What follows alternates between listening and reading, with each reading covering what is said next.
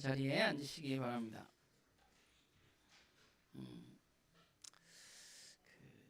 많은 사람들이 교회를 이제 개척하고 생각하게 되는 것은 무엇인가 하면, 교회를 세우고 생각하게 되는 것은 어떻게 하면 우리 교회가 부흥할 수 있을까 하는 생각입니다.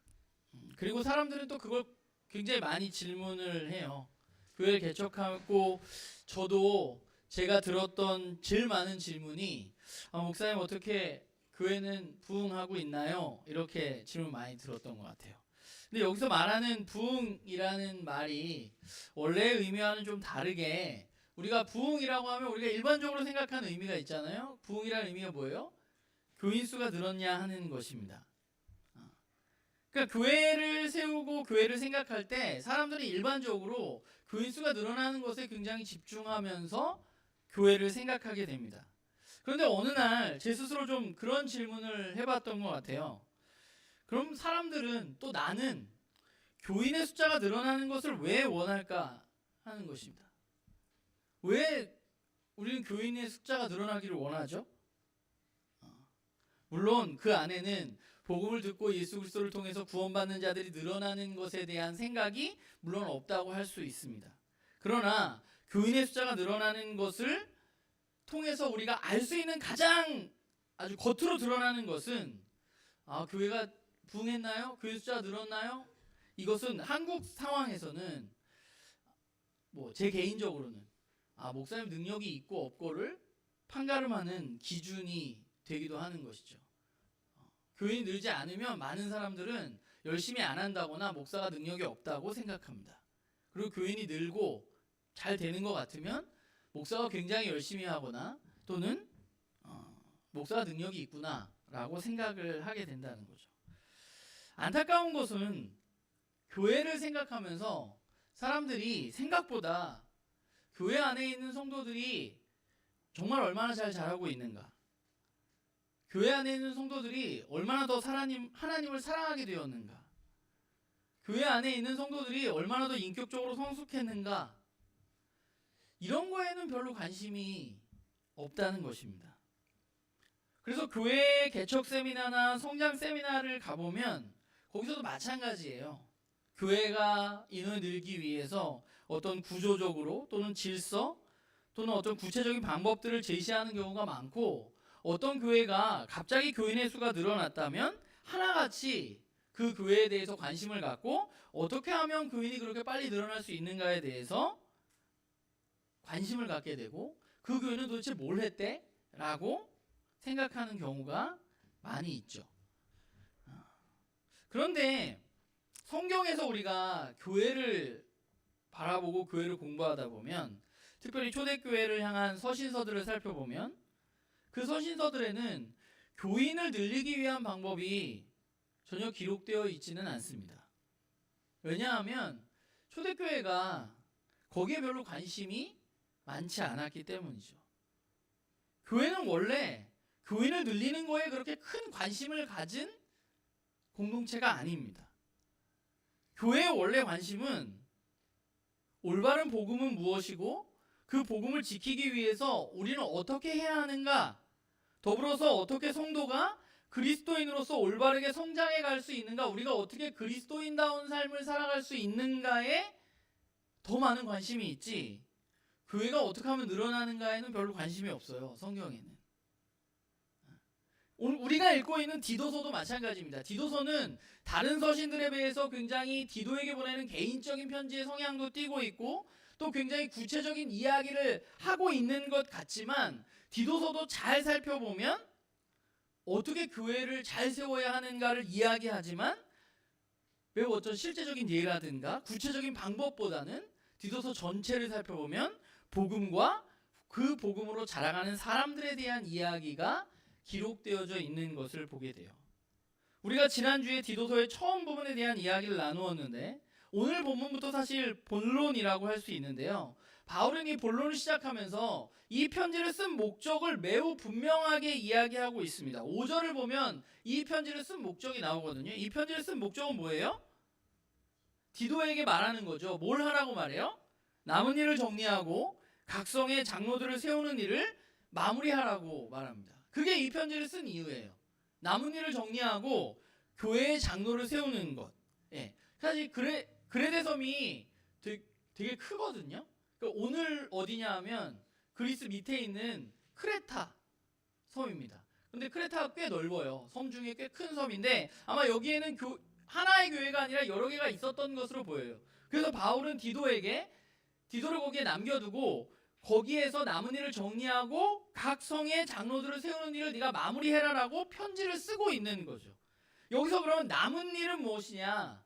일반적으로 이거를 여러 가지 학자들마다 조금씩 다르긴 한데 남은 일을 장로를 세우는 일과 같은 일로 보기도 하는데 일반적으로는 여기서 남은 일이라는 것은 뒤에 내용을 보면 성도들이 알고 있는, 교인들이 알고 있는 복음에 대한 가르침을 바로잡는 일, 그 복음을 완성하는 일을 의미한다고 볼 수 있습니다. 그러니까 첫 번째 디도가 해야 될 일은 뭐냐 하면 그 각 교회에 있는 성도들에게 복음을 올바로 가르치는 일을 그가 첫 번째로 해야 돼요.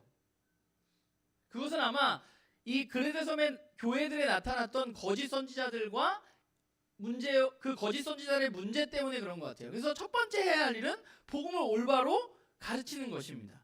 그리고 두 번째 할 일은 뭐예요?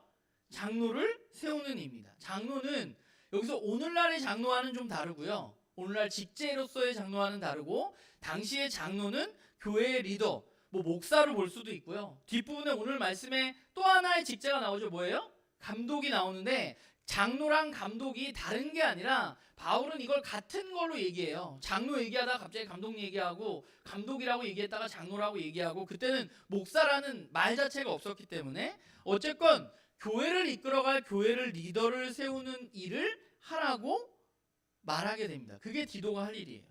근데 제가 사실 이 디도서를 준비하면서 또 오늘 말씀을 준비하면서 여러분들 제가 묵상을 해보라고 했는데 하셨는지 모르겠지만 오늘 본문을 보고 설교를 준비하면서 제 안에 들었던 가장 먼저 생각은 뭐냐면 오늘 이 이야기가 장로를 세우는 이 이야기가 오늘 나하고 오늘 나눔교회하고 어떤 관계가 있느냐 하는 것이죠.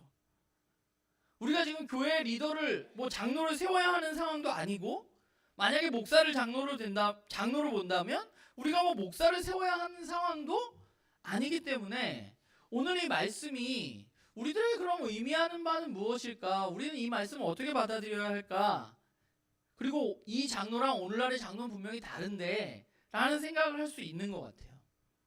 근데 저는 말씀을 보면서 오늘 말씀이 저와 여러분에게 분명히 중요한 이유가 있다고 생각합니다. 그 이유가 뭐냐면 표를 조명 집사님 보여주세요. 자, 여러분들이 이 표를 알고 있죠? 보신 분들도 있고 못 보신 분들도 있겠지만 이 표는 무엇인가요? 나눔교회 여러분들 한 사람 한 사람 또 교회의 성장에 관한 표입니다.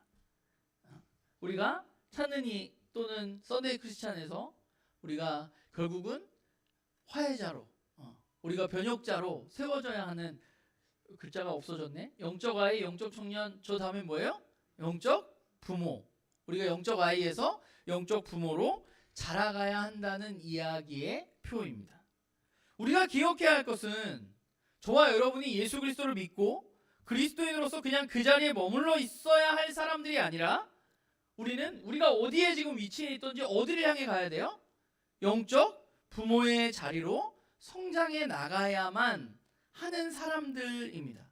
그렇기 때문에 오늘 바울이 말하고 있는 장로를 세우는 일에 대한 이야기가 우리가 이 말씀을 보면서 이런 사람을 앞으로 리더로 세워야겠구나, 어떤 규칙이나 조건을 이야기하고 있구나 라는 것을 보기 전에 저와 여러분이 해야 할 것은 우리가 자라가야 할 그 목표, 영적 부모가 된다는 것, 교회의 리더가 된다는 것은 도대체 어떤 사람으로 우리가 자라가야 하는가를 생각하면서 오늘 말씀을 보는 것이 우리들에게 더 필요하다는 생각을 하게 돼요. 왜냐하면 우리는 결국 여러분들 모두가 영적 어떤 청년에 있다면 거기에 머물러 있을 사람이 아니라 영적 부모로 교회의 리더로 자라가야 할 사람들이기 때문에 그렇습니다. 그러니까 오늘 말씀을 그런 의미도 있어요. 우리 교회 앞으로 무언가 리더를 세울 때 우리가 이런 사람을 세웠으면 좋겠다는 것이 될 수도 있지만, 그것보다 먼저 내가 이런 사람으로 자라가기 위해서 나는 어떠해야 할까에 대해서 고민하면서 오늘 말씀을 좀 나누었으면 좋겠어요. 바울이 그런 말하는 교회 리더는 어떤 사람인가 생각해 보면 바울이 크게 세 가지를 이야기하고 있는데요. 첫 번째는 6절에 보면 뭐라고 말해요? 책망할 것이 없고 한 아내의 남편이며 방탕하다는 비난을 받거나 불순종하는 일이 없는 믿는 자녀를 둔 사람이라고 말합니다. 이건 어디에서 이루어지는 일인가요? 어디의 일이에요? 가정에서의 일입니다. 바울이 장로의 조건에 대해서 이야기하면서 교회 리더에 대해서 이야기하면서 가장 먼저 이야기하고 있는 게 뭐예요? 가정에서 어떤 사람인가 하는 것입니다. 이게 로마 시대 그레데라는 지역을 우리가 염두에 두고 보아야 하는데, 우리는 법적으로 아내가 한 명이어야 하잖아요. 대한민국 오늘 우리는. 근데 당시에는 그렇지 않았거든요. 첩을 둔 사람 굉장히 많았습니다. 방탕한 생활하는 사람 굉장히 많았습니다. 그렇기 때문에 세상에서는 그냥 그게 뭐 문제가 되지 않았어요. 첩이 있고 두 번째 아내가 있고 세 번째 아내가 있는 게 당시에는 그렇게 큰 문제가 되지 않았다는 거예요. 그런데 오늘 바울은 뭐라고 얘기해요? 세상에서는 그렇게 얘기할지 모르지만 분명한 것은 한 아내의 남편이어야 한다고 말하고 있어요. 왜냐하면 이게 하나님 정하신 것이기 때문에, 하나님 그렇게 말씀하셨기 때문에. 한 아내의 남편이라는 것은 결국 어떤 의미냐면 한 아내에게 충실한 사람이어야 리더로서의 자격이 있다고 말하는 것입니다. 그리고 또 한 가지, 자녀에 대해서 이야기하면서 비난받거나 불순종하는 일을 한다는 것, 불순종하는 일이 없는 믿음의 자녀를 둔 사람이어야라고 말하고 있는데, 그러면 우리가 이 말씀을 보면 가장 먼저 한국교회 상황에서 보는 관점은 뭐냐면, 그러면 자녀가 교회 안 다니면 장로가 될 수 없구나 라고 생각할 수 있어요. 믿는 자녀를 둔 사람이라고 이야기하고 있기 때문에, 이 말씀을 그대로 적용한다면. 근데 여기서 이야기하는 것은 꼭 교회에 나오고 예수 그리스도를 믿는 것을 이야기하는 것은 아닌 것 같습니다. 여기서 말하는 자녀는 굉장히 어린 자녀를 의미하는 것이고, 이 말의 의도는 자녀를 얼마나 말씀으로 아버지로서 잘 양육하고 있느냐의 의미가 더 강하다고 보여져요. 성인이 되어서 여러 가지 일들로 교회를 떠날 수도 있고 교회에 나오지 않을 수도 있죠. 여러 가지 일들이 있을 수 있잖아요. 믿지 않으면 장로가 리더가 될 수 없어, 이렇게 말한다기보다는 그런 아버지로서의 역할을, 정말 그리스도인 아버지로서의 역할을 잘 하고 있느냐 하는 것이 이 본문이 말하고 있는 바예요. 그러니까 이런 본문을 볼 때 우리는 우리의 상황이 당시의 상황과 매우 다르고, 그래서 오늘 본문에 나온 항목을 그대로 오늘날 똑같이 적용하기는 좀 어려워요. 그래서 우리가 해야 할 건 뭐냐면 바울이 말하려고 하는 본질은 무엇인가, 의도는 무엇인가 파악하는 것인데, 바울이 결국 이 가정에 대해서 이야기하면서 말하고 싶은 것은 가정에서 좋은 남편, 또는 오늘날로 말하면 좋은 아내, 오늘날은 여자도 리더가 될 수 있으니까, 또는 자녀들에게 존중받는 부모, 자녀들과 좋은 관계에 있고 그리스도인으로서 그들을 잘 양육하고 돌보는 부모의 역할을 잘 감당하는 사람이어야만 교회의 리더가 될 수 있다고 말하는 것입니다. 그런데 왜 이렇게 말하냐? 한 가지 더 이유가 있는 것 같아요. 여러분, 가족은 어떤 사람들인가요? 가족은 그야말로 가장 가까운 사람들입니다. 가장 가깝기 때문에 어떤 일이 일어나냐면 다른 곳에서 보여주지 않는 모습을 있는 그대로 보여주는 곳이 바로 가정입니다. 여러분이 제가 집에서 어떻게 하는지 잘 모르잖아요. 그쵸? 제가 교회에서는 그렇게 여러분들에게 잔소리를 많이 하는 스타일은 아니잖아요. 제 집에서는 장난 아니거든요. 주의주의가 뭐 저한테 그냥. 그러니까 우리 박하고 안 하고 좀 다른 부분들이 있잖아요. 밖에서는 꽤 훌륭해 보이는 사람이 가정에서는 폭력을 행사하거나 욕설을, 아이들을 마구 다루는 사람들도 많이 있고, 아내를 그렇게 대하는 사람들도 많이 있습니다. 가정에서의 모습이 중요한 이유는 물론 첫 번째는 인격적인 모습, 그러니까 가장 가까운 사람들한테 어떻게 그가 행동하는가의 모습을 보는 것을 중요하게 여기는 의미도 있지만, 또 하나 우리가 교회라는 의미로 생각해 봤을 때 교회는 뭐예요? 하나님을 아버지로 둔 하나님의 가족입니다. 집에서 군림하는 사람은 결국 교회에서도 군림하기 쉬운 것이고, 가정에서 무책임한 사람은 교회에서도 무책임할 확률이 높은 거예요. 가정 안에서 그런 모습을 보인다는 것. 그래서 바울은 리더를 이야기하면서 가장 먼저 가정에서의 삶이 중요하다고 말하고 있는 것입니다. 그리고 두 번째는 7절, 8절에 여러 가지 이야기가 나와요. 리더가 해야 할 일 6가지, 하지 말아야 할 6가지가 나오거든요. 근데 이 모든 것은 인격적인 부분과 관계가 있는 거예요. 그러니까 두 번째 리더의 조건은 뭐냐면, 바울이 말하는 조건은 뭐냐면 인격적으로 책망할 것이 없는 사람이어야만 한다는 거예요.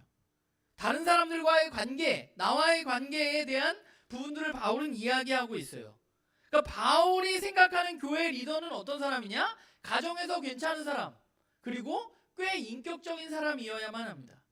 말하고 있잖아요. 감독은, 그러니까 이건 리더예요.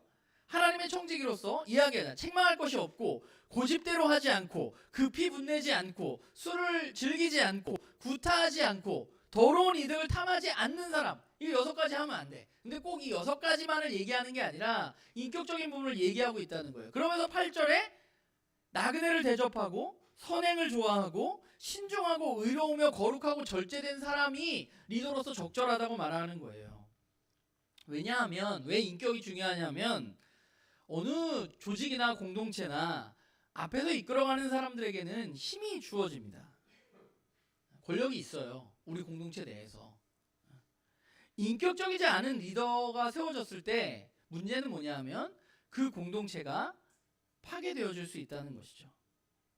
남의 말을 듣지 않고 고집을 피우는 사람, 분을 참지 못하는 사람, 갑자기 분노하는 사람, 술에 아주 쩔어 사는 사람, 괜찮은 것 같은데 폭력을 행사하는 사람, 내 이익을 위해서는 무엇이든지 하는 사람들이 교회 리더로 세워질 때 교회에 문제가 생기기 시작하는 것이죠.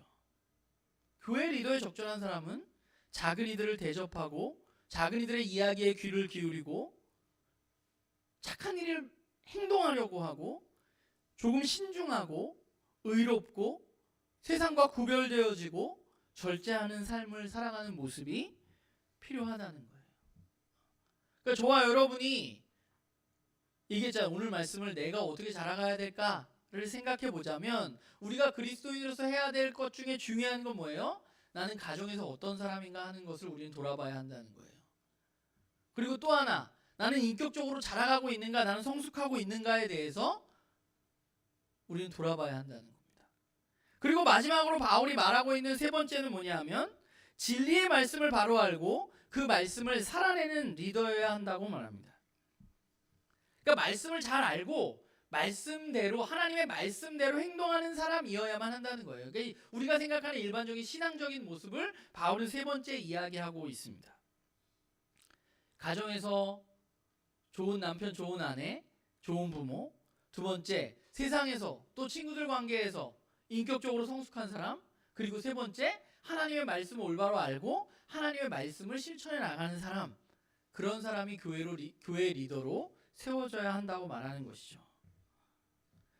사실 이 바울의 조건을 보면서 생각하게 되는 것은, 바울이 생각하는 교회 리더의 조건과 오늘날 교회가 교회 리더를 세울 때 생각하는 조건과 매우 다르다는 것입니다. 여러분들이 여기는 나는 교회 처음 오신 분들도 있지만 거의 대부분은 다른 교회 또는 그런 경험들이 있잖아요. 우리 교회는 아직 장로를 세운 적이 없지만, 어쨌건 장로의 기준을, 오늘날 교회의 장로의 기준을 생각해 보면, 장로의 기준은 뭐예요? 일반적으로 말씀 열심히 읽고, 교회 봉사 열심히 하고, 11조 잘하고, 교회 행사에 적극적으로 참여하는 사람. 그리고 거기에 조금 더 세속적인 기준이 있다면 사회적인 지위가 괜찮고 재정적으로 어려움이 없는 사람. 이게 장로의 조건입니다. 교회 예배를 드린다고 하면 빠지지 않고, 헌금도 잘 내고 적극적으로 참여하고, 그런 사람이 장로의 기준이에요. 그렇잖아요. 목사 청빙할 때도 마찬가지예요. 목사 청빙할 때 가장 중요한 기준이 뭔 것 같아요? 여러분이 만약에 목사를 뽑는다면 어떤 사람을 뽑을 것 같아요? 제가 봤을 때 지금 현재 한국교회에서 목사를 뽑는 가장 중요한 기준은 설교를 잘하는가입니다. 그래서 뭐 청빙할 때 그래요. 영상 3개 보내라. 그거 보고 평가하고, 그럼 또 와서 괜찮은 사람 추려가지고 와가지고 설교 한번 해라. 그리고 미팅하고 뭐 이렇거든요. 거기 이외에 조금 더 이제 추가되는 게 요즘엔 많이 없어졌는데 예전에는 학력, 목회 뭐 몇 명 목회했었는지 우리 교회 적절한지, 진짜 어이없는 거는 뭐 영어 능통자 뭐 이런 게 조건이 있는데도 되게 많아요. 박사학위 소지자, 영어 능통한 사람 이런 거 목사 뽑는데 굉장히 중요한 요즘에 근데 많이 줄어들고 있는 것 같아요. 감사해요. 그런데 이런 기준들이거든요. 일반적으로. 근데 바울의 기준이 우리의 기준과 너무 다르다는 거예요.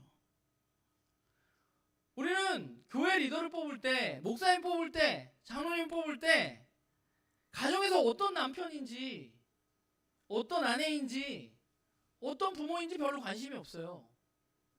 잘 살필 수 없는 부분이기도 하지만 세상에서 그가 어떻게 살아가는지, 자신의 이익을 위해서 다른 사람들을 혹시 내리누르고 막 세상만 나가 막 높이 올라가기 위해서 욕망이 엄청난 사람은 아닌지, 다른 사람의 이야기는 듣지 않고 내 얘기야만 계속하는 다른 사람의 이야기에 귀를 기울이지 않는 사람은 아닌지, 우리는 여기에 관심을 가져야 되는데 여기에 별로 관심이 없다는 거예요. 전 여기에 문제가 있는 것 같아요. 교회가 잘 지어져 가기 위해서는 올바른 리더가 세워져야 되는데, 올바른 리더라는 것은 교회 생활만 잘하는 사람이 아니라 가정에서도, 직장에서도, 친구들 사이에서도, 교회에서도 인격적으로 성숙한 사람이어야만 하는 겁니다. 아까 처음에 얘기했듯이 우리를 돌아본다면 우리는 어떻게 자라가야 하는가? 가정에서 괜찮은 사람으로, 세상에서 괜찮은 사람으로, 인격적으로 성숙한 사람으로, 말씀도 잘 알고 그 말씀을 실천하는 사람으로 우리는 그렇게 영적 부모로 자라가야만 하는 사람들이에요. 나눔교회는 5가지 목표가 있어요. 그 5가지 중에 하나가 균형 있는 성장이라는 목표가 있습니다. 바울이 말하고 있는 게 바로 균형 있는 성장이에요. 저와 여러분이 계속 자라가야만 하는 것, 어떻게 자라가야만 하느냐? 교회 생활만 잘하는 사람이 아니라, 교회 생활 물론 잘해야 됩니다. 제가 자꾸 이렇게 얘기하니까 여기 막 안 해도 되는 것처럼 얘기하는 게 아니라 이건 기본으로 그냥 잘해야 되는 거. 그런데 그것뿐만 아니라 좋은 아내와 좋은 남편으로, 좋은 부모로 자라가야만 하는 것이죠. 세상 속에서 인격적으로 성숙한 사람이어야 돼. 밑에 직원들이 인정해주는 사람이어야 돼요. 괜찮은 사람이라고. 예전 교회에 있을 때 무슨 행사가 있어서 우리 교회 장로님이 뭘 하시는 상황이었어요. 근데 그 교회 직원들이 교회에 왔어. 정말 직원들이 욕을 얼마나 하는지. 제가 전도사였는데 옆에서 민망해가지고 너무 힘들었어요. 그러니까 우리 세상에서 그런 사람이면 안 돼요. 그러면 대번 나오는 얘기가 뭐예요? 교회에 장로라는 사람이, 그 세상 사람들도 그렇게 생각한다고. 우리만 그렇게 생각하네. 우리는 그냥 교회 열심히 하고 헌금 잘 내고 교회 열심히 나오면 그냥 괜찮다고 생각해요. 세상 사람들은 그런 거 관심 없어요. 세상 사람들은 그 사람이 어떤 사람인지 관심이 있지. 근데 성경은 원래 그 사람이 어떤 사람인지에 대한 관심이 많다고요. 교회에서 우리가 무엇을 하고 안 하고의 문제가 아니라 우리는 말씀에서 하나님의 뜻을 올바로 분별하고 그 말씀을 지켜 행하는 삶이 저와 여러분에게 필요한 거예요. 우리 그렇게 자라가야 돼. 근데 제가 말씀을 보면서 이런 생각했어요. 이거 기준이 너무 높은 거 아니야? 이런 사람이 어딨냐? 내가 여기까지 자라갈 수 있냐? 그냥 여기서 포기해야 되는 거 아닌가? 이런 생각이 있는 분들이 저랑 비슷하게 있을 수 있는지 모르겠지만, 오늘 본문의 의도는 그런 게 아니에요. 너무 높아서 니네 포기해라 이런 의도가 아니라, 우리가 정말 진실하고 균형 있게 이런 모습으로 자라가야만 한다는 거예요. 우리의 부족함들이 내가 갑자기 승질을 장내고 또 내가 입이 좀 걸어서 욕을 막 잘하고 이런 내가 원래 있다면 있을 수 있지. 그런데 그리스도인이 되고 우리가 교회에서 영적 부모로 자라가기 위해서는 그런 내가 그리스도를 통해서 좀 분을 내는 것이 줄어들고 내 입에서 고운 말이 나오고 내가 작은 사람들을 더 바라보고 하는 일들이 우리 가운데 이루어져야 한다는 의도로 우리는 받아들여야만 하는 것이죠. 그럼 왜 교회는 이런 사람을 리더로 세워야 하는가? 오늘 9절에 그 역할이 나와 있는데, 바른 교훈을 가르치고 거짓된 가르침을 바로잡아서 잘못된 길로 가는 사람을 책망하는 일을 리더가 해야 되기 때문에 그렇습니다. 교회를 세워나가기 위해서 리더가 일을 제대로 해줘야 되는데, 그 일은 뭐냐 하면 복음을 올바로 가르치는 일을 해야 하고요.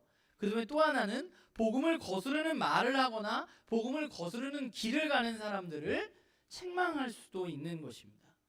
교회는 맨날 좋은 소리만 하는 데가 아니라 하나님이 거하실 처소가 되기 위해서 때로는 잘못된 길로 가고 있다면 책망의 이야기도 있어야 하는 것이 교회인 것이죠.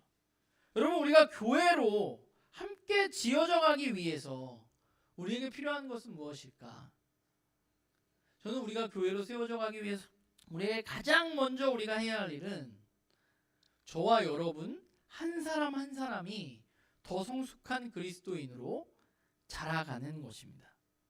때로는 많은 사람들이 교회를 우리 한번 멋진 교회를 세워봅시다 라고 모여서 조직을 만들고 더 민주적인 교회가 되기 위해서 내규도 만들고 또 이런 일들을 해야 되지 않냐 하고 일도 만들어가는 모습을 보게 돼요. 그래야 교회가 더 세상적으로 볼 때 괜찮은 교회가 된다고 생각해요. 그런데 그렇게는 안 돼요.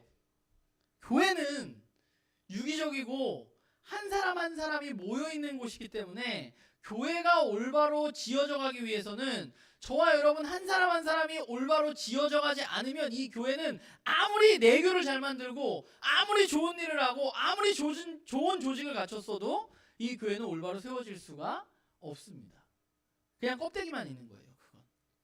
그래서 교회를 세우기 위해서 가장 먼저 우리가 해야 할 일은 내가 하나님 안에서 올바로 세워져야 하는 거예요.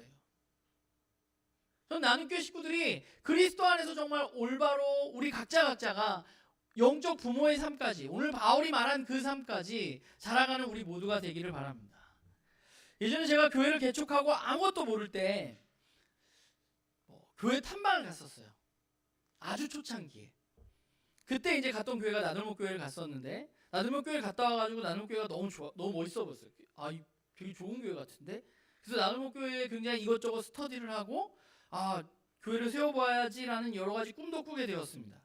그런데 마침 또 나들목교회를 담임하고 있는 김용국 목사님께서 그때 교회 세우기 세미나, 하나님 나라 복음으로 교회 세우기 세미나라는 거를 시작을 했어요.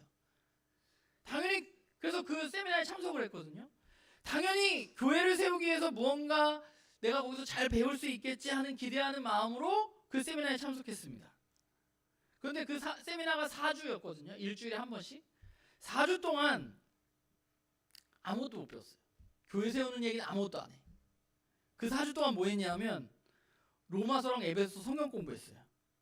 그러더니 마지막 주에 mp3를 주더라고요. 그때는 그런 시대였어요. mp3 파일을 주면서 풍성한 삶의 기초라는, 지금은 교재도 있고 하지만 옛날에는 그냥 제본된 책이었어요. 그 책을 주고 성도들과 이걸 하고 한 사람을 세워간 후에 6개월 후에 두 번째 심화 강좌를 하자는 이야기를 마치고 강좌가 끝났어요. 그래서 제가 생각했죠. 아니, 나들목이 뭐 프로그램도 많고 이것저것 있는데 왜 그건 안 가르쳐주고, 풍삼교 어떻게 하라고 안 가르쳐주고, mp3 그냥 덜렁 하나 주고 그냥 성도들이랑 같이 듣고 모여가지고 얘기하면 됩니다. 이게 다예요. 그런 생각을 했죠. 그래서 건의를 했죠.